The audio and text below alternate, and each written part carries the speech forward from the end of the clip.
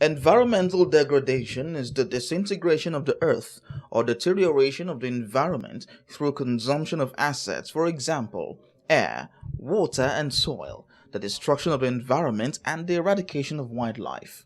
It is characterized as any change or aggravation to nature's turf seen to be undesirable.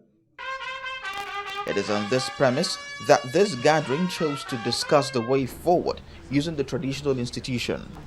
In our modern history as a nation, the institution served as a rallying point in times of actual and potential crisis. The traditional ruler was the embodiment of values, norms, and ethics of the community, and so represented the various desires of the people he rules. Where the environment is concerned, these discussants want the traditional institution to lead the way.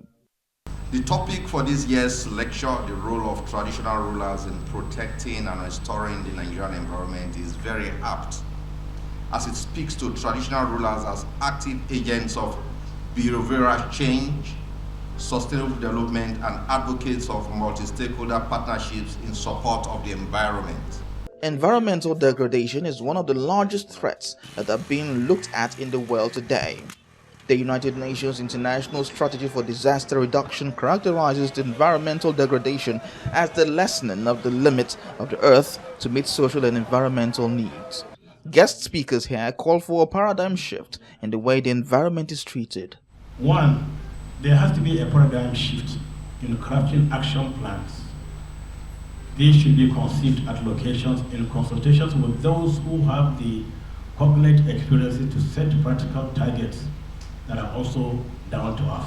While the technical team can make their measurements, the supervision can best be done by traditional institutions, not only because of its presence, but also because of its knowledge of the terrain. What is important is we are working on what the alternatives will be, biodegradable materials. So we're talking to 3 companies already, so let's see how that goes.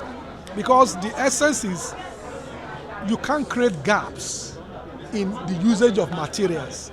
So what we're trying to do is, if we're able to get that done, then basically we can come up with our policy. They need to get across the urgency of the matter to the people and also draw the people a bit closer to nature, which is something the traditional institutions should be able to do quite effectively.